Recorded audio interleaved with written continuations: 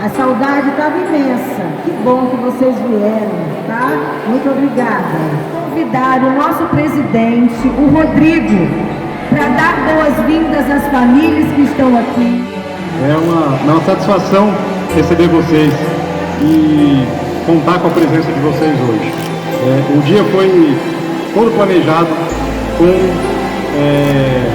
com motivação a presença de vocês hoje aqui. Agradecemos muito e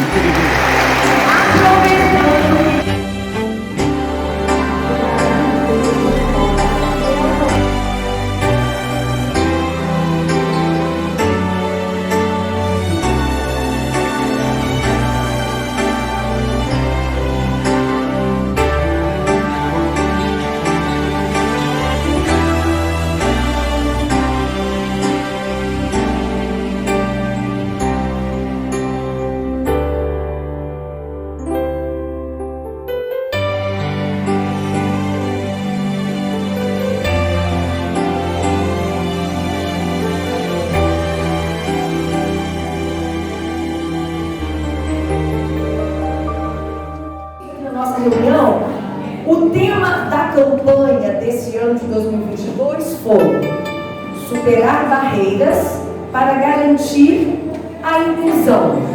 E quando a gente fala disso, a gente tem que fazer uma coisa, vou superar barreiras, eu quero passar aqui. Aqui é uma barreira que não me deixa passar. Pensa para os nossos alunos, para os nossos assistentes. Hoje, praticamente, pedimos orações em prol da nossa semana.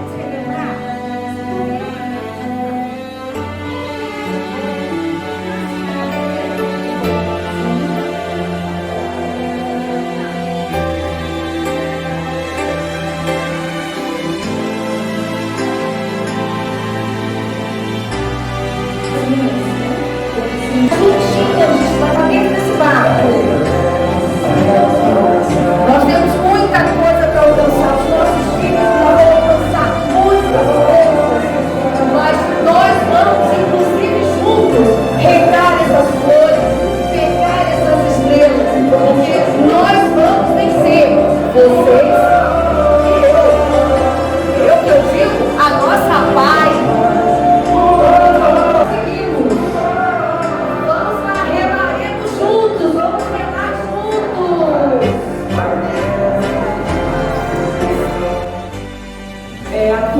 Eu sou natural do Espírito Santo, norte do estado. Moro há 6 anos aqui em Bom Jesus do Itabapuana, porque eu me casei, conheci uma pessoa daqui, que é meu segundo marido, e ele me trouxe para cá em 2016. Atuei no estado do Espírito Santo por 35 anos como professora e supervisora escolar. E desde 2007 eu já faço um trabalho paralelo também com redes municipais. Desde no início desse ano eu comecei um trabalho aqui na Secretaria Municipal de Educação. Foi assim que eu conheci a equipe da PAI. Eles me convidaram para a gente fazer essa reflexão. Não é palestra, tá, gente? Vocês poderão perguntar, poderão falar. Eu não vou falar que é uma roda de conversa, porque a gente não tem como fazer uma roda aqui no auditório. Mas é como se fosse uma roda de conversa.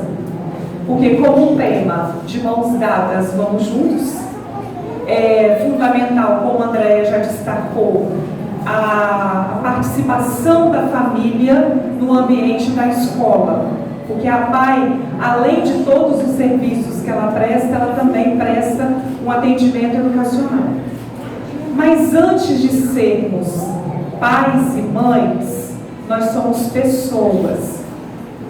E somos pessoas que pensamos e sentimos. A nossa vida, as nossas atitudes, o nosso comportamento, já que a gente vai falar de atitudes, o nosso comportamento, ele é direcionado a partir, principalmente, dos nossos sentimentos. Eu vou começar essa reflexão lendo um texto que eu gosto muito e eu tenho certeza que vocês também vão gostar bastante, porque ele já nos leva a pensarmos nesses sentimentos. que povoam a nossa vida todos os dias. Todos aqui passam por dias tristes? Alegres?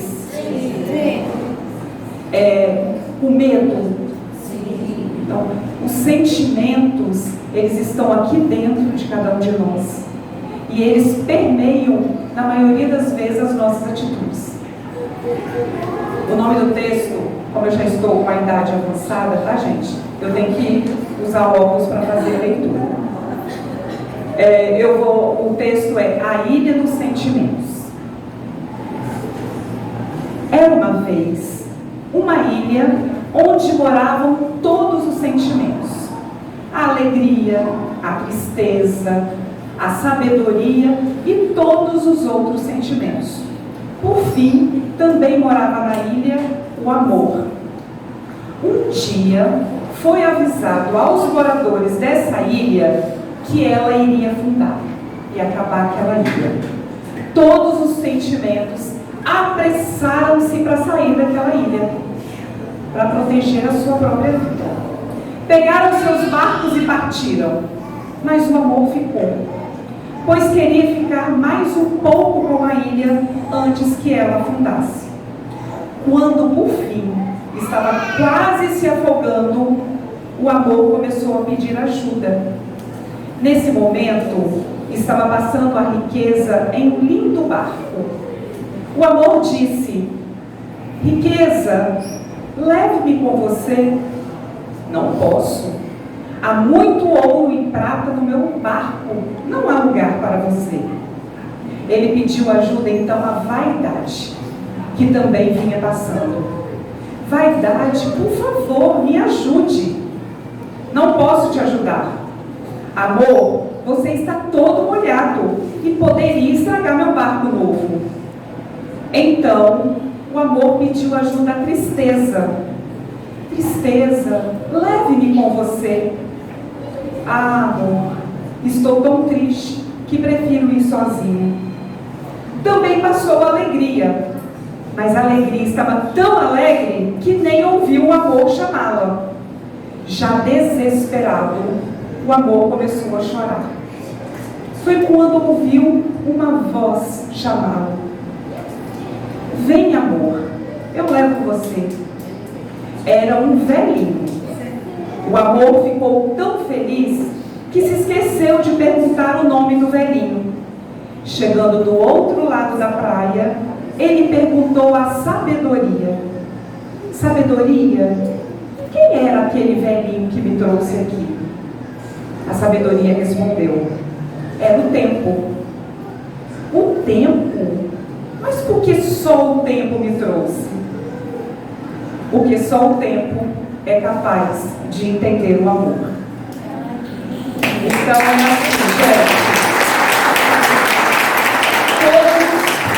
todos os sentimentos estão presentes, mas o mais importante é o amor.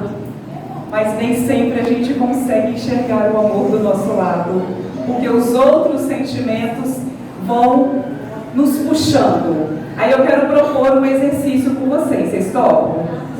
Mas aí eu vou pedir para vocês se levantarem. Vocês vão fazer comigo hoje, agora nesse momento, um fortalecimento do amor que existe em cada um de nós. Eu vou falar e vocês vão repetir comigo, beleza? Quem não puder levantar não tem problema, pode fazer sentado. Repitam assim comigo: eu me amo. Eu me amo. Eu me amo e me quero bem. Eu amo e me quero bem. Eu gosto de mim. Eu gosto de mim. E sou feliz. E sou feliz. Mais uma vez. Eu me amo. Eu me amo e me quero bem. Eu gosto de mim e sou feliz. Tá, beleza. O amor individual é necessário para que a gente possa dar amor ao outro. Jesus disse assim, o principal mandamento: amai a Deus sobre todas as coisas e ao próximo como a ti mesmo. Eu não consigo amar o outro se eu não fortaleço o meu amor próprio. E eu não vou conseguir sentir o amor do outro sem esse amor próprio. E como que eu vou dar a outro se eu não tenho esse amor próprio? Mas nós precisamos uns dos outros. Ninguém vive sozinho. Ninguém pode dizer que é absoluto na sua existência, porque sempre nós vamos precisar do outro. Então vamos para o segundo momento do fortalecimento do amor. Eu amo e quero bem as pessoas. Eu amo e quero bem as pessoas. Nós nos amamos. Nós nos amamos. E somos felizes. E somos felizes. Agora tem alguém do seu lado que talvez você não deu as boas-vindas. Dê as boas-vindas para essa pessoa, abrace e diga para ela o quanto você está feliz com a presença dela nessa tarde festiva com todas as famílias. Fortalecidos de amor próprio, fortalecidos do amor do outro, com o outro, nós vamos falar então um pouco, fazer uma reflexão sobre a temática que a direção da PAI solicitou que a gente fizesse essa reflexão. Superando barreiras para que a gente consiga garantir de fato a inclusão. Antes de falar um pouco sobre as barreiras, eu trouxe aqui um grande estudioso da educação brasileira, que ele foi inclusive eleito patrono da educação no Brasil, Paulo Freire, que ele fala um pouco sobre caminhadas. Eu vou fazer 55 anos, agora já está pertinho, de fazer 55 anos. Eu estava conversando com o presidente da PAI antes de começar, falando para ele como eu iniciei a minha vida profissional. Em 1985, com 17 anos, quando eu terminei o curso normal, eu fui para uma escola, naquela época, escola de zona rural, que tinha aquelas turmas todas. Hoje a gente tem ainda, só que em menor quantidade, porque a maioria da população hoje mora na cidade, não mora mais no campo. Mas em 1985, a maioria da população ainda era moradora do campo. E ali, com a minha inexperiência, mas com aquele entusiasmo, eu comecei a minha caminhada.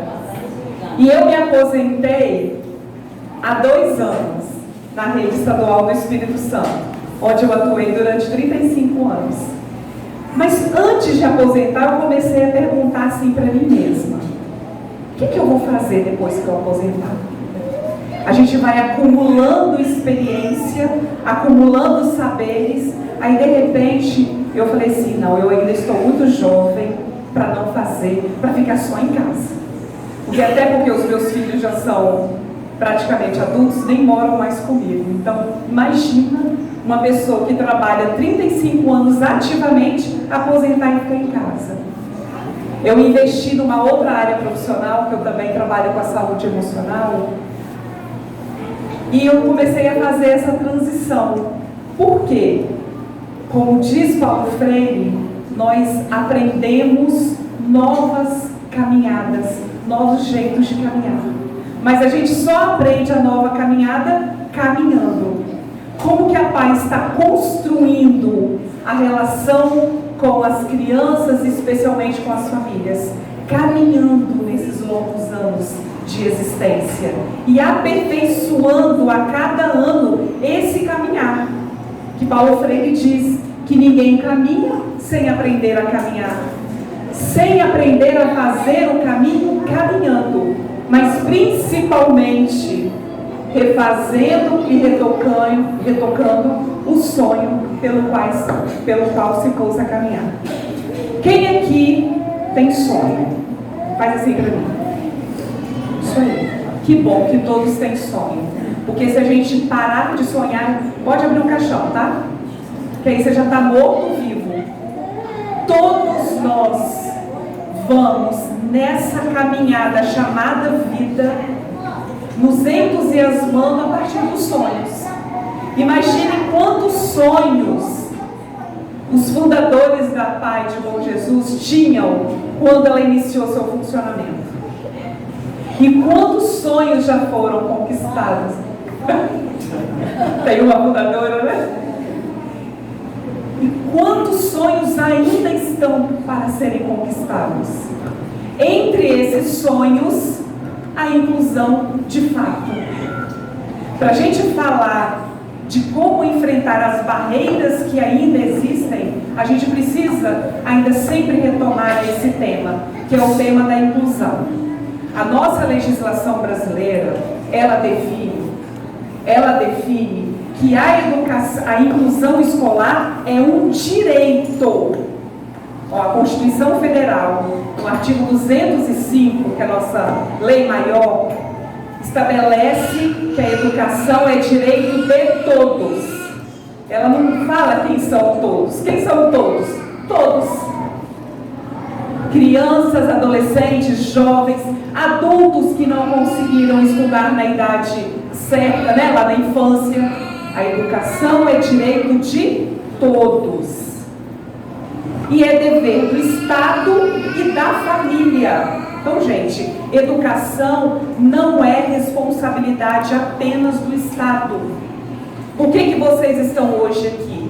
Porque vocês também, família, são responsáveis para manter a criança na escola.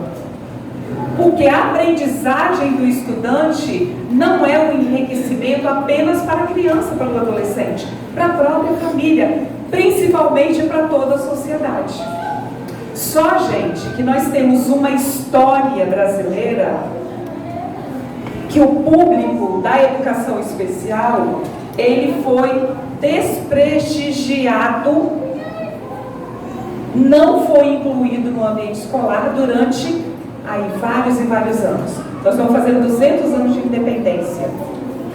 A inclusão escolar, ela só ficou presente como obrigação do Estado em 1988, é muito pouco tempo, né? 30 e poucos anos, em relação a todo o tempo que nós temos de história. Portanto, são muitos desafios que ainda temos, muitas barreiras que ainda existem.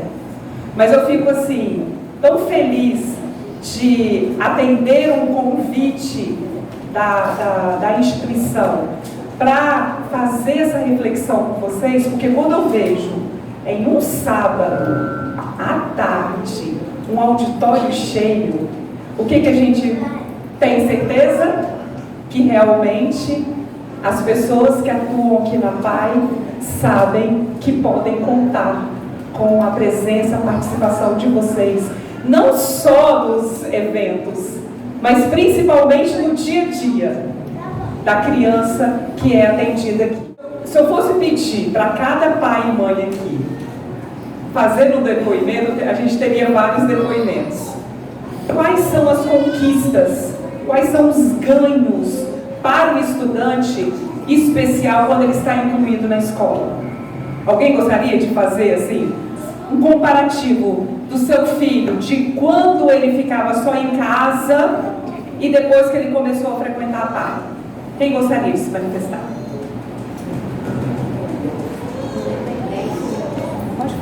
Meu filho conquistou a independência dele. Tudo que ele fez, ele sabe fazer sozinho. Então é muito importante para ele. Por isso que hoje eu estou aqui para representar ele. Show.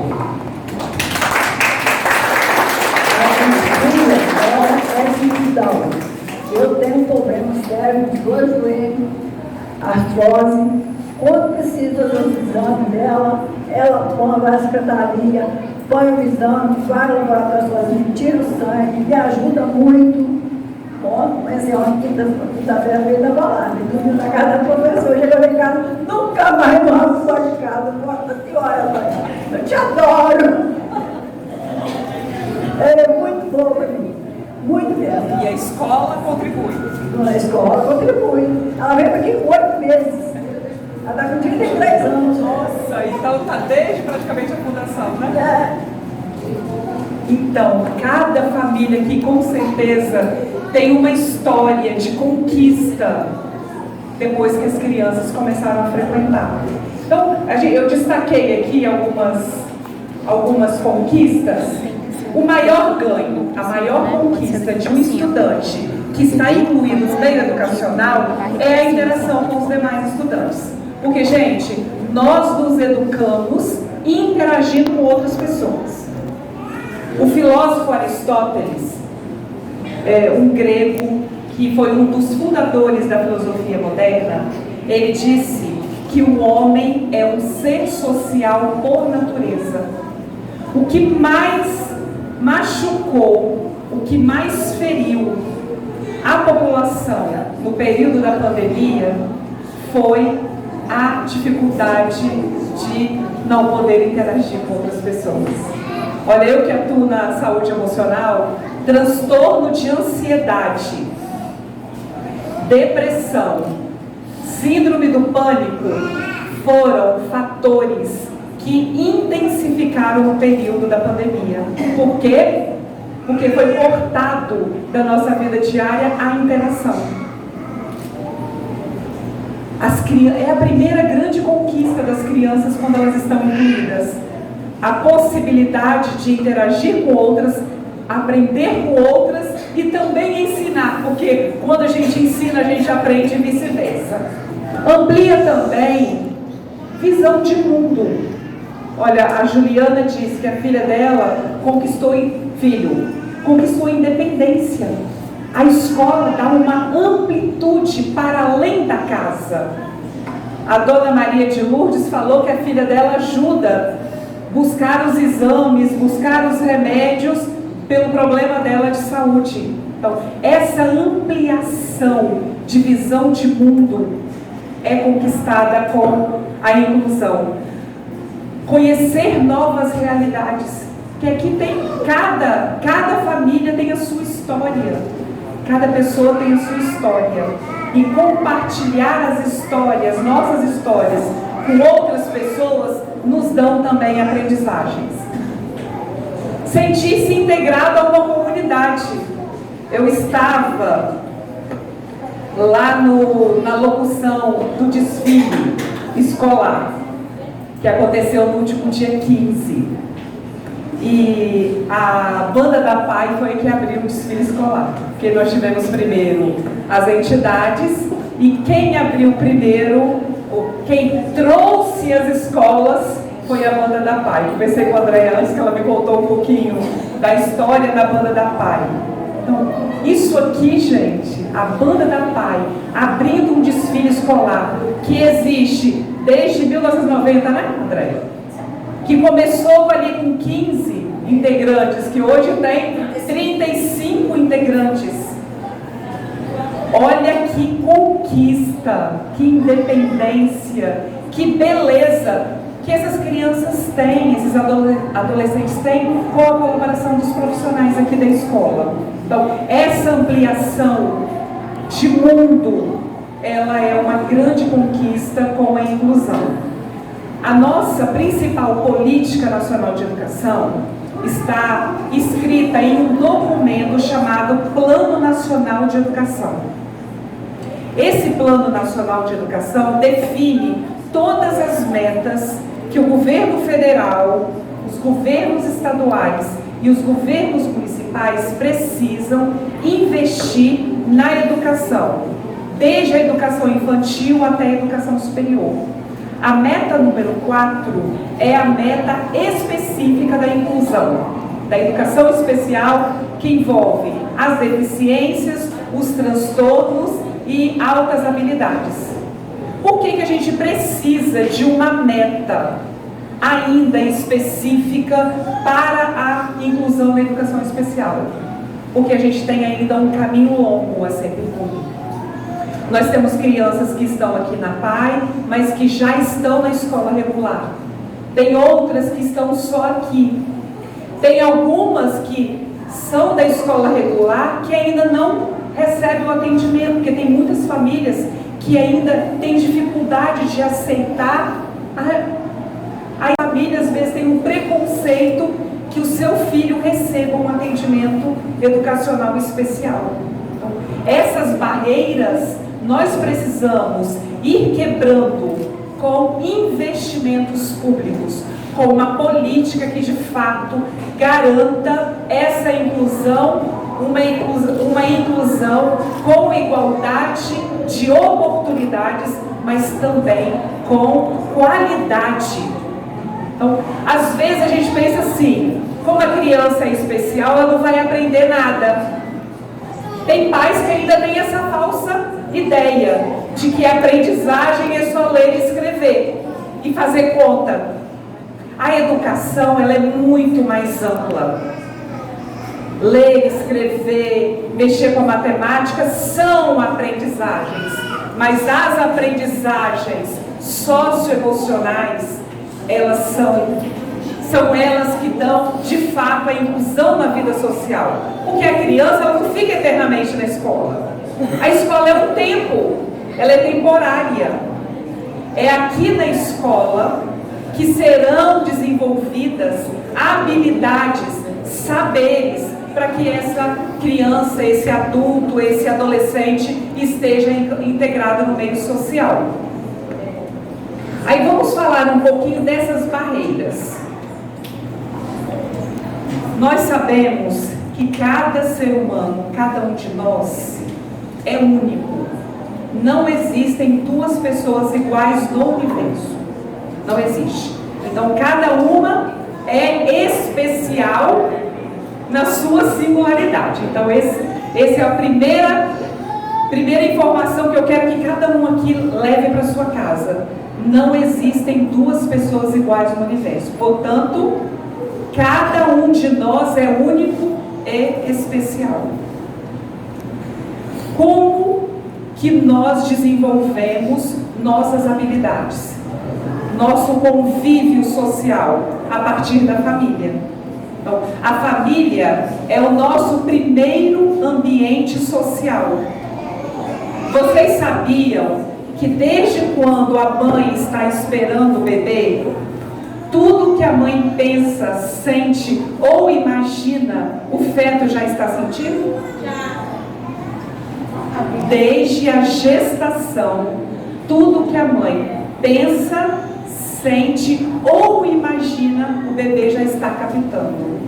Portanto, é no contexto familiar que nós começamos a desenvolver as nossas características de personalidade. A forma como nós pensamos, como nós sentimos e como nós agimos. Quando nós temos uma família integrada, que se respeita e que se ama, com certeza nós começamos a superar essas barreiras. Mas é um tema que a gente ainda precisa refletir. Cada um aqui vai começar a pensar nessas barreiras que eu vou apresentar. Será que eu, como mãe e pai de uma criança especial, estou colocando barreira na vida do meu filho? Com essa atitude, com esse sentimento? É para isso, tá? Essa temática é para a gente se colocar como mãe e pai. Porque quando você se coloca como parte integrante do desenvolvimento das aprendizagens do seu filho, você colabora ainda mais com a escola. Tinha uma época que as pessoas falavam assim: escola ensina, família educa. Escola e família ensinam e educam. Todos nós somos responsáveis pela aprendizagem dos nossos filhos e dos nossos estudantes. Barreiras atitudinais são comportamentos ou atitudes preconceituosas que existem, não existem, gente? A gente tem que dizer, nós já vencemos muitas, tá? Eu estava falando também, Ricardo, né? Rodrigo, que eu participei como profissional, trabalhava na Superintendência de Educação em Cachoeiro, quando a nossa Lei de Diretrizes e Bases foi aprovada, em 1996, e aí em 98, mais ou menos, 99, a gente começou um movimento no Brasil para as crianças especiais serem incluídas na escola regular. Gente, foi uma confusão de compreensão, Nós tínhamos pais que achavam que as crianças não podiam ir mais para pai. Teve muitos problemas na época. Vencemos, superamos várias dessas barreiras, mas ainda o preconceito nas nossas atitudes, no nosso comportamento ainda continua. Então, essas barreiras atitudinais são esses preconceitos que impedem o envolvimento da criança especial nos ambientes de convivência e no próprio relacionamento da criança especial na sociedade. Pode passar. Então aqui eu vou citar algumas barreiras que foram inspiradas em um texto de uma psicopedagoga que atua especificamente com educação especial. Então, a primeira barreira que ela cita é a barreira de inferioridade. Quem aqui, que quando recebe o diagnóstico, quando recebeu o diagnóstico de que seu filho era especial, que já teve uma visão que o seu filho era inferior às demais crianças? Quantas famílias que não têm um filho especial que ainda tem essa barreira de sentir que a criança especial é inferior? Então, essa barreira é aquela barreira que faz com que muitos de nós ainda acreditem que a deficiência, que a criança com deficiência não vai conseguir acompanhar. Não é o que a Juliana diz. Porque como o filho dela já está aqui na escola, talvez antes de vir aqui, ela mesma não tinha essa ideia. E hoje ela sabe o quanto que a escola influenciou positivamente para ela ter essa visão de que o filho dela consegue sim resolver várias coisas na vida dele. Então, gente, vamos começar a pensar que às vezes o preconceito não está no outro, está na gente mesmo.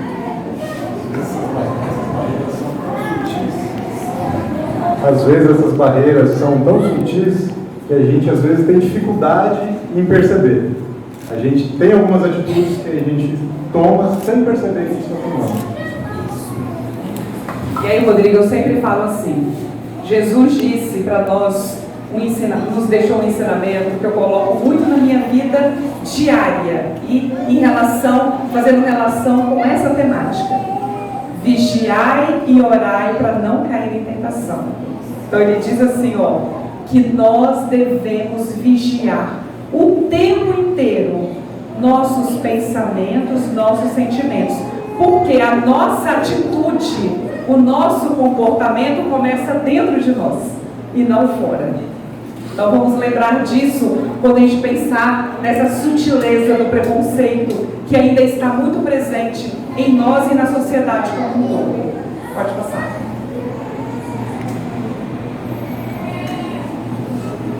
Aí tem o inverso. Tem aquelas famílias que consideram o seu filho inferior, mas já tem outras que colocam o seu filho como super-herói. Então, olha, os extremos são maus, o equilíbrio é o ideal, tá? Os extremos são maus. Euforia, depressão. Aquele estágio de que você está sempre assim, sabe aquela pessoa que está sempre eufórica, não respira? Ou então, melancolia e tristeza demais, que leva a depressão, que leva a falta de vontade de fazer coisas. Então, os extremos são maus, o equilíbrio ideal. A barreira atitudinal da adoração ao herói é aquela barreira quando nós consideramos uma pessoa com deficiência como sendo excepcional, extraordinária, simplesmente porque ela supera uma atividade que é uma atividade normal do dia a dia. Só porque a criança é especial, eu acho que aquela superação é algo extraordinário. Vamos lembrar, gente, ninguém é especial totalmente. Nós temos uma deficiência, mas temos outras capacidades. Elogiar exageradamente a pessoa por qualquer mínima ação realizada na escola. como se inusitada fosse sua capacidade de viver e de interagir com o grupo. Então, essas duas primeiras barreiras, elas trazem os dois extremos. A inferioridade, que é a falta de capacidade, e o super-herói, que é o exagero. Se alguém quiser falar alguma coisa, tá, gente? O microfone vai ficar aberto. Se tiver chato, vocês me falam. André, já está enjoado, a gente já quer que você para de falar, tá bom? Barreira da exaltação ao modelo. Fazer uso da imagem da pessoa com deficiência como modelo de persistência e coragem diante dos demais. É claro que uma pessoa especial, ela requer cuidados especiais. Isso aí é o natural. Mas se eu tenho um filho que não é considerado especial, eu também vou ter cuidado com ele. Então, eu não posso exagerar. Todas essas barreiras atitudinais, vocês vão observar que o ponto central é o exagero. Então, a frase, vamos repetir comigo? Vou falar e vocês vão repetir comigo. Os extremos são maus.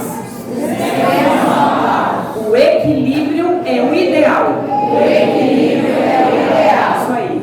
Isso aí é para a gente se vigiar, tá? Vigiar e orar para não cair em tentação. A tentação é aquilo que nos desvia do caminho. Então, lembra, vigiar pensamento, sentimento que leva a nossa atitude, para que a gente não tenha comportamento do excesso nem da falta. Pode passar para o próximo. Barreira atitudinal da ignorância. A ignorância aqui no sentido de ignorar, de desconhecer a potencialidade que cada pessoa com deficiência possui. Então, nós temos isso muito presente ainda na sociedade, infelizmente, não é? Muita ignorância, muito desconhecimento do que a pessoa com deficiência é capaz. Pode passar. Rejeição. Olha, a rejeição é o sentimento que mais causa depressão. Quando eu faço uma análise terapêutica de uma pessoa que me busca para falar assim, Andressa, eu perdi a vontade pela vida. Eu não quero mais sair de casa. Eu não quero mais. E aí, quando eu começo a analisar a vida dessa pessoa, sempre, vou falar para vocês, gente, 100% dos casos é o sentimento de que não é amado. Que a rejeição é esse sentimento. De que você não é amado, de que você não é especial, de que você não é importante na vida das pessoas com as quais você convive.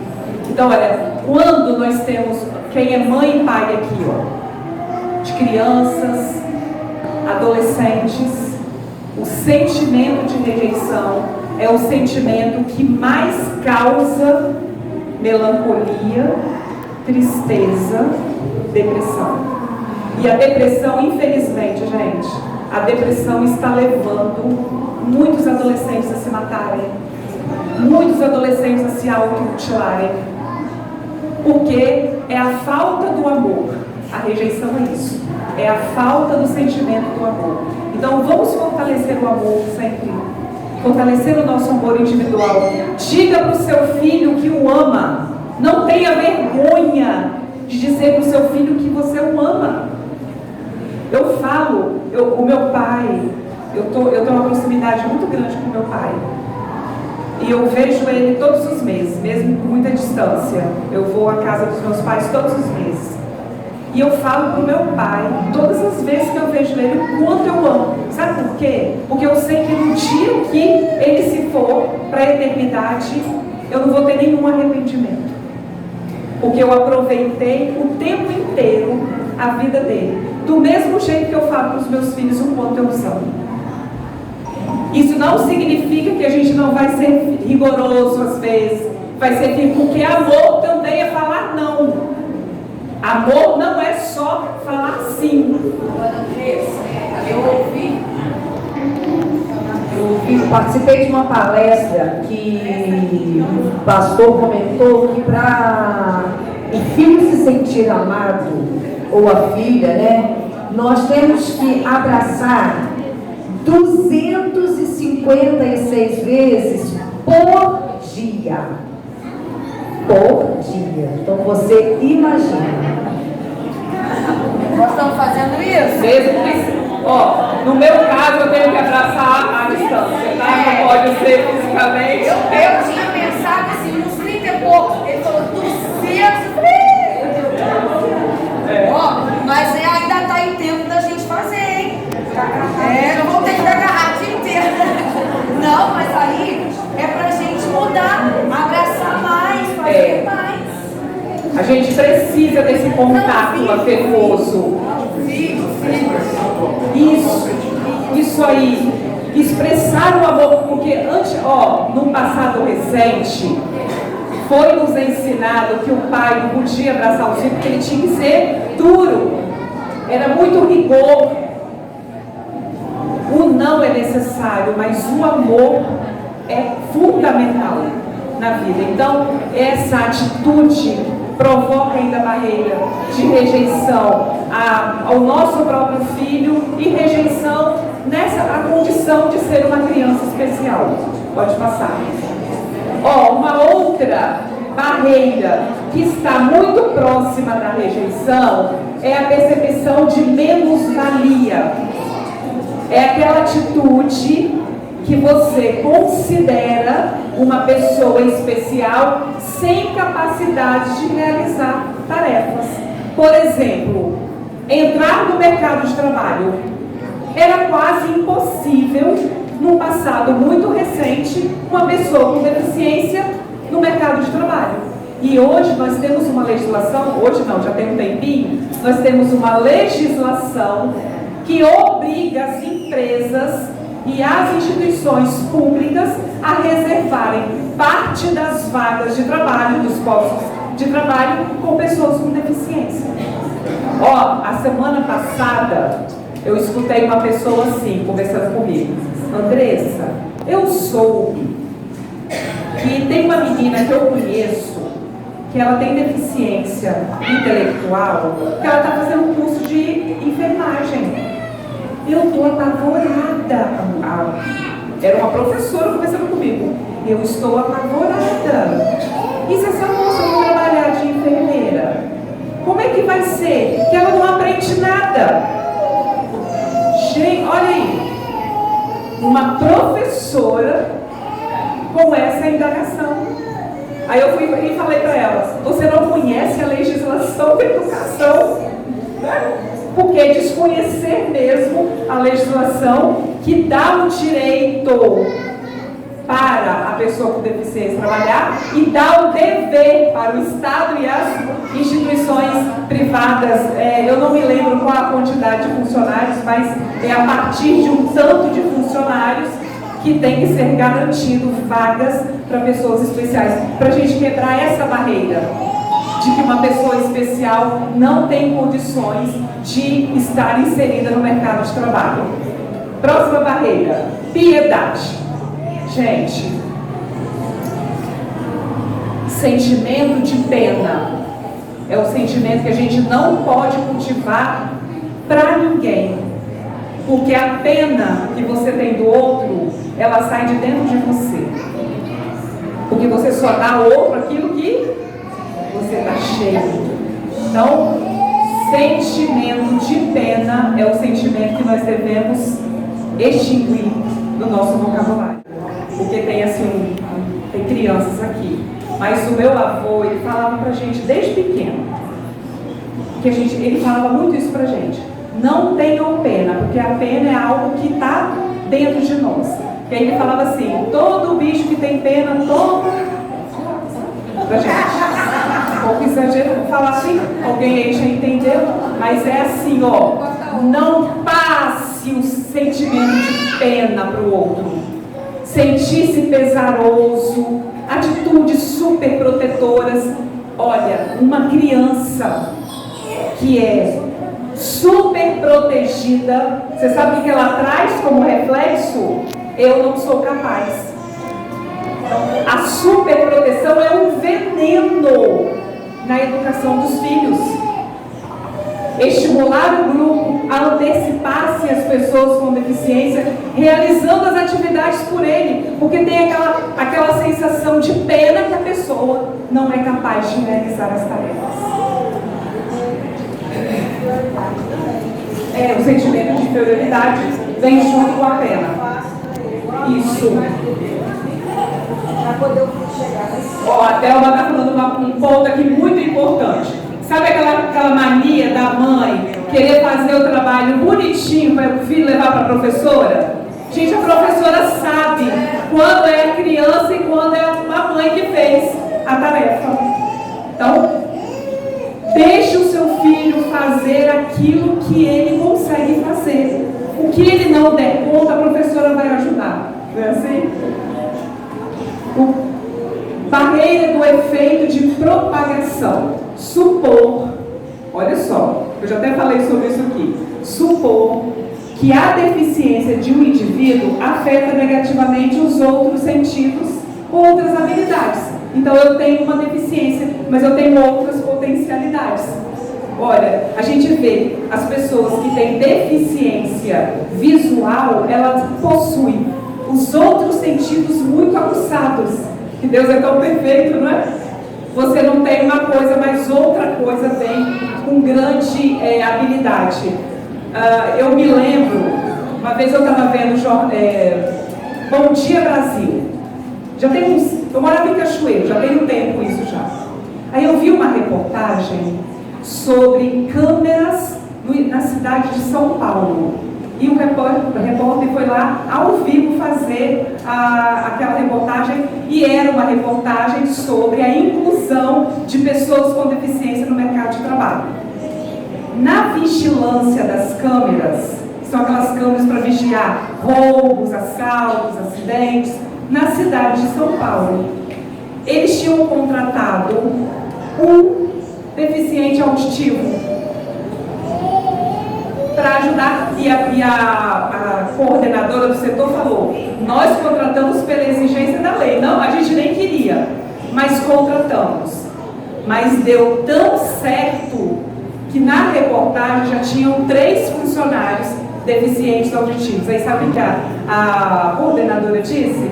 Porque o deficiente auditivo não perdia tempo conversando, distraído, ele estava de olho nas câmeras. Então, o trabalho era muito melhor depois da contratação dos deficientes auditivos. Então é isso, gente, essa barreira. A gente achar que por causa de uma deficiência, a pessoa é totalmente deficiente.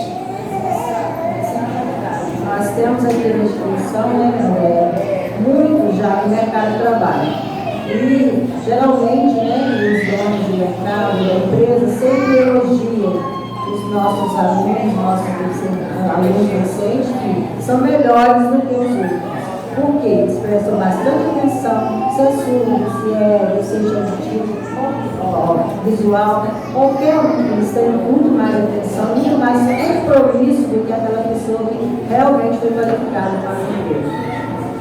Olha, esses depoimentos, eles são importantes para a gente ir conquistando confiança nos nossos filhos, gente. Vamos confiar na capacidade dos nossos filhos. A próxima. Barreira da compensação. Olha só.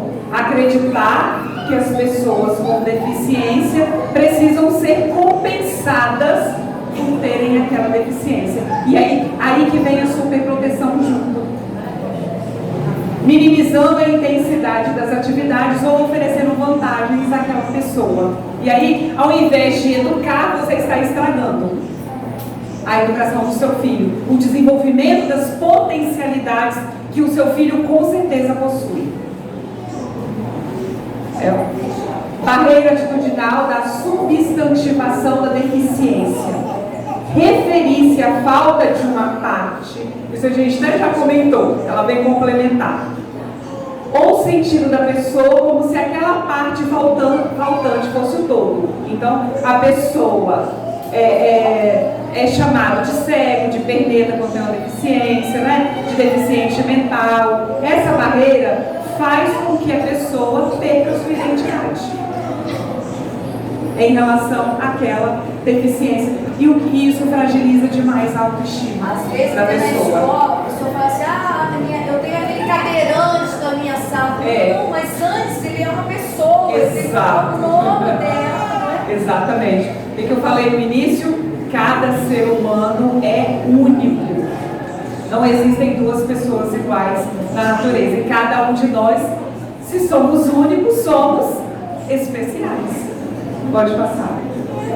Então, essas são algumas atitudes que nós, enquanto pais, professores de crianças, adolescentes, jovens com deficiência, precisamos ficar atentos, mas também quando nós desenvolvemos essas habilidades e vigiamos as nossas atitudes, nós ajudamos a sociedade como um todo. Porque o nosso exemplo, ele vai arrastar multidões, não é assim? É pelo nosso exemplo que nós contagiamos o outro. Então, pais, mães que estão aqui presentes, a PAI como instituição que tem todo um conjunto de conhecimento, ela tem muito para oferecer, mas ela sozinha não consegue desenvolver todas as habilidades. É preciso constantemente estabelecer essa parceria com vocês, que são pais e mães, e com a sociedade como um todo. Então, cada momento, voltar Jesus aqui, vigiai e orai para não cair em tentação. Vigiai os seus pensamentos, os seus sentimentos, que são os pensamentos e os sentimentos que geram o nosso comportamento. A gente muitas vezes comete alguns ou mais de uns, mas quando a gente começa a perceber de forma consciente, eu vou dar um exemplo para vocês, gente, meu, pessoal, tá? Não é de deficiência, mas o meu cabelo tá preso aqui. É porque eu cheguei de viagem, eu vou contar a verdade. Eu cheguei de viagem 11 horas da manhã hoje. Eu passei uma semana trabalhando fora. Eu não deu tempo de lavar o cabelo para vir, ia ficar molhado. Mas o meu cabelo é todo cacheado. E quando eu mudei para cá, eu trabalhava em Guaçuí. Eu ia e voltava todo dia, eu dava carona para umas professoras que são professoras lá também. Tinha uma professora que vivia falando assim, de cabelo. Ai, que cabelo ruim. Eu não sei o que de cabelo ruim. E de cabelo ruim. Porque a ideia do Brasil de cabelo bom é cabelo liso. Ah, mas olha, professora, você vai me desculpar, mas eu te dou carona todo dia, mas eu não vou aceitar mais você falar que o meu cabelo é ruim. Não, o seu é bom. Eu falei assim, não, o meu cabelo é cacheado. Você está falando do meu também. Aí, olha, são ideias que foram passadas de geração. Gente, da minha adolescência, realmente, nós temos aí os produtinhos para deixar cacheado, mais bonito. Então, olha, não podemos aceitar barreiras e preconceitos. A gente tem que ter atitude. Ouviram, pais? Nós devemos desenvolver atitudes positivas para quebrar essas barreiras e esses preconceitos. Pode passar. Aí eu trouxe aqui, gente, para a gente fechar, eu trouxe aqui, eu sei que está muito chato, não tá, gente? Fala assim, vamos que pena, já vai acabar?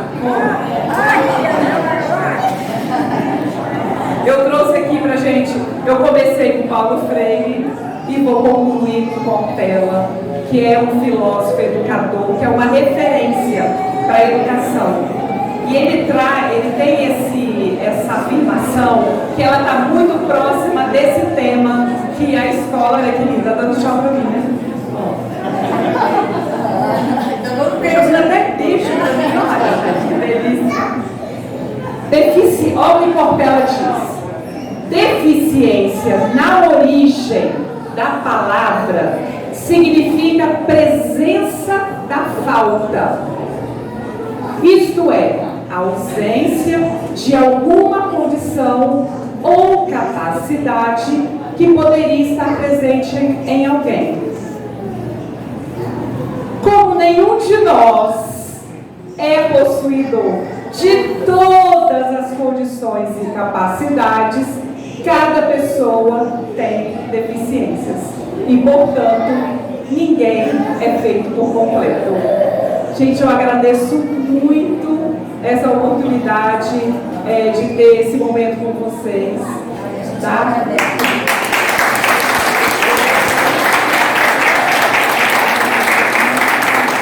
Aí, olha só, como a gente tem que fazer, nós estamos no mundo da internet, tem que fazer propaganda. Eu faço assim, vários vídeos, sugestões, principalmente na saúde emocional. Quem tiver Instagram quiser me seguir, tá? Andressa Bonato _, vocês vão me ver lá. Tem muitas coisas que eu faço assim como orientação, sugestão, para a gente trabalhar o nosso amor próprio, trabalhar esses sentimentos tão importantes do dia a dia. É Andressa Bonato _. Só colocar Andressa Bonato, tem uma foto minha com um ternozinho, com o cabelo mais curto.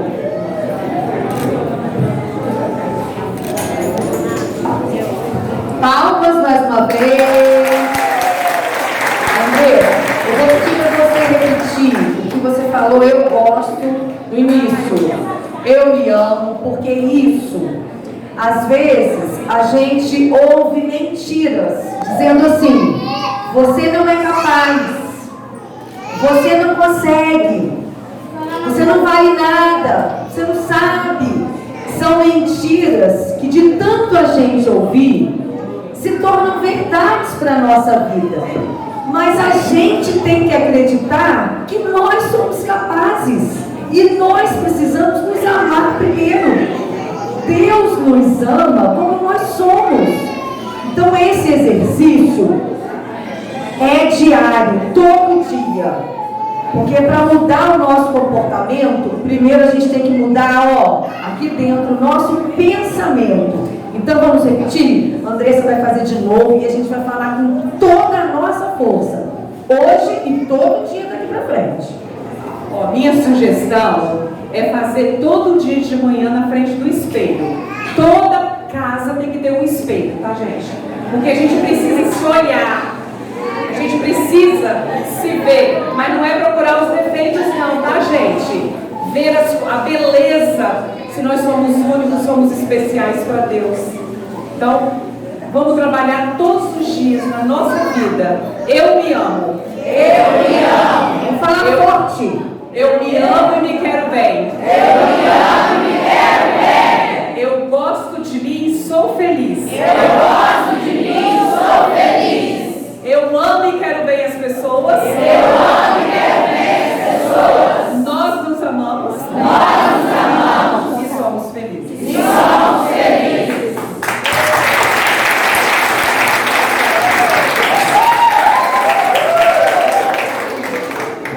Estamos falando de atitude. Então, que essa seja a sua atitude, porque será a minha. Será a minha. Já estamos chegando ao final, mas antes um pouquinho, nós vamos convidar a Daniele e a Flávia para poder estarem apresentando aqui para vocês um vídeo que precisa ser comentado.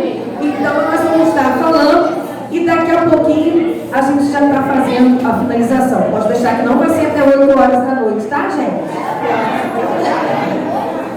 Daqui a pouquinho.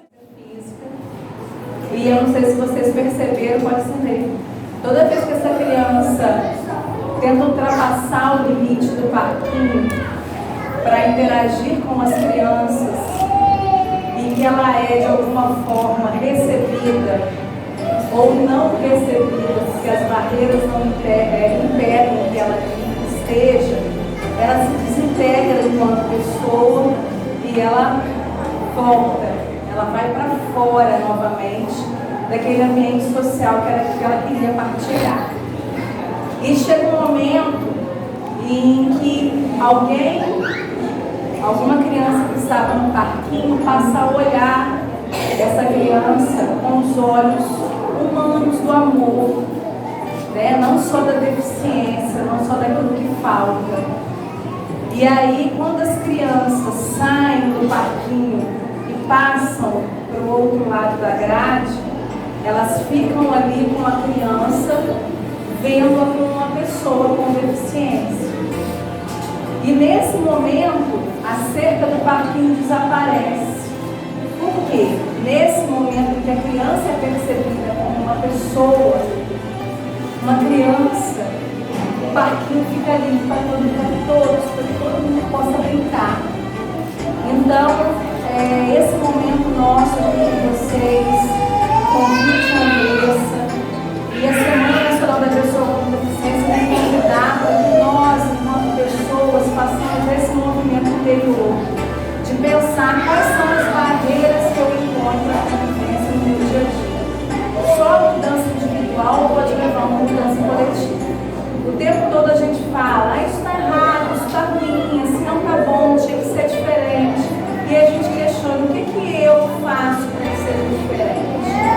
Será que eu, nas minhas atitudes, quando eu tenho uma situação qualquer, né, eu não lido também de uma forma negativa, eu também não coloco barreiras para a minha rotina, para a rotina minha com o meu filho, ou com a pessoa que eu tenho dentro de casa, né, de que forma que eu ajo diante das dificuldades. Então, esse convite que a gente queria fazer para vocês, para que vocês pensem, né, enquanto pessoas, enquanto seres. E esse vídeo foi assim, né, nós assistimos e ficamos emocionados com aquela atitude colocada ali no parquinho, né, para a gente pensar que nós, enquanto adultos, repetimos de forma muito mais agressiva e negativa aquilo que as crianças estão fazendo, porque desde a infância nós construímos essa ideia da deficiência como uma doença, como uma incapacidade. Quase nada, não precisa falar, né? Mas a gente conversando aqui, a gente falou o amor cura, né? O amor tem o poder de curar. E aí todos nós queremos fazer parte, estar pertencente, né? Se sentir bem-vindo. Assim, primeiro eu gostaria de dar parabéns para aquelas mães, né, aqueles pais que aderiram à balada e deixaram seus filhos, né, aqueles que tinham a idade, participar. Eu e a Flávia participamos dessa experiência deles estarem um pouco sozinhos e se sentirem assim, independentes, autônomos, e foi muito bom estar com eles nesse momento. Eu fiquei assim, me senti pertencente também. A gente, enquanto pessoas, todos nós temos um pouco de deficiência também, então temos que trabalhar isso na gente. Então, assim, não esquecer todos os dias, acordar e dormir e pensar, o amor cura.